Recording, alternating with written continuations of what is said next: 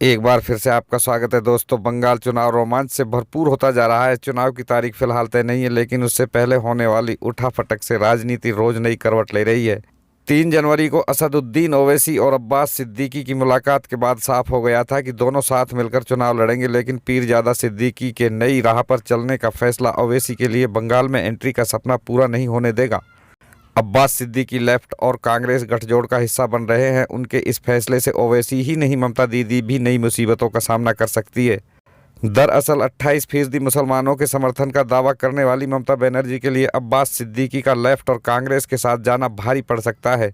बंगाल में मुस्लिमों के दो धड़ा हैं, जिसमें फुरफुरा शरीफ को मानने वालों की तादाद अच्छी है। अब्बास सिद्दीकी फुरफुरा शरीफ के पीरजादे हैं, इसलिए उनकी पैठ मुस्लिम मतदाताओं में अच्छी मानी जाती है।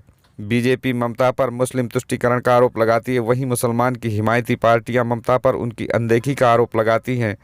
दरअसल उच्च शिक्षा में 11%, सरकारी नौकरी में 4% और न्यायपालिका में 6% हिस्सेदारी की वजह से ममता ओवैसी समेत अन्य विपक्षी दलों के निशाने पर रही है। ऐसे में पीरजादा सिद्दीकी का कांग्रेस और लेफ्ट के साथ जाने से गठबंधन को नई ताकत दे सकता है, जो ममता बनर्जी के वोट बैंक में सेंधमारी की वजह बन सकता है। अब्बास सिद्दीकी ओवैसी के समर्थन का भी दावा कर रहे हैं, लेकिन ओवैसी का समर्थन उन्हें किस रूप में मिलेगा, इसको लेकर कुछ भी साफ नहीं है। वैसे इंडियन सेकुलर फ्रंट के नेता अब्बास सिद्दीकी ने 70 से 80 सीटों की मांग कांग्रेस और लेफ्ट से की है और कहा है कि उन्हें इतनी सीट नहीं मिली तो अकेले भी चुनाव लड़ सकते हैं। लेफ्ट के नेता बिमान बोस की बात करें तो उनके गठबंधन में Congress, left, all India secular front, RJD समेत कुछ और दल होंगे जो सेकुलर विचारधारा रखते हैं। जाहिर है, लेफ्ट और कांग्रेस के इस गठबंधन में शामिल घटक दल ममता के वोट बैंक में सीधा सेंधमारी कर सकते हैं। CNX, टाइम्स नाउ और सी वोटर्स द्वारा किया गया सर्वे टीएमसी और बीजेपी के मत प्रतिशत में ज़्यादा का फर्क नहीं दिखाता है। साल 2019 में हुए बंगाल के लोकसभा चुनाव में मत का अंतर महज 3.1% था। इसलिए तीसरे मोर्चे की मजबूती और उसमें भी मुस्लिम नेताओं का तीसरे मोर्चे में जाना टीएमसी के लिए नई मुसीबत का सबब बन गया है।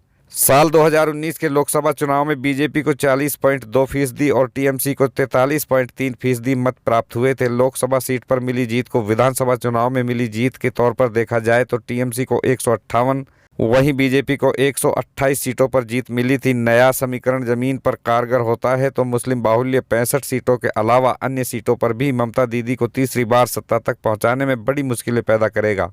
पीरजादा सिद्दीकी के जरिए बंगाल में पैर जमाने का सपना देखने वाले ओवैसी के लिए बंगाल में पांव रखना मुश्किल ही नहीं, टेढ़ी खीर साबित होगा। पीरजादा उनके समर्थन का दावा कर रहे हैं, लेकिन लेफ्ट कांग्रेस गठबंधन में वो स्वीकार्य होंगे, इसकी संभावना कम ही दिखाई पड़ती है। ऐसे में पूरे देश में AIMIM को मुस्लिम वोट बैंक के दम पर जड़ जमाने का सपना देखने वाले ओवैसी के लिए अपने सपनों को परवान चढ़ाना मुश्किल होगा। बिहार विधानसभा चुनाव में हाल में 5 सीटें जीतने वाले ओवैसी जहां RLSP और BSP के साथ गठबंधन कर चुनावी मैदान में उतरे थे, वहीं महाराष्ट्र में बहुजन वंचित अघाड़ी तो तेलंगाना में राष्ट्र समिति के साथ विधानसभा चुनाव लड़ते हैं और TRS सरकार को उनका समर्थन भी मिलता है। ऐसे में बंगाल में ओवैसी की राजनीति पीरजादा के अभाव में बामुश्किल आगे बढ़ पाएगी, ऐसा साफ कहा जा सकता है।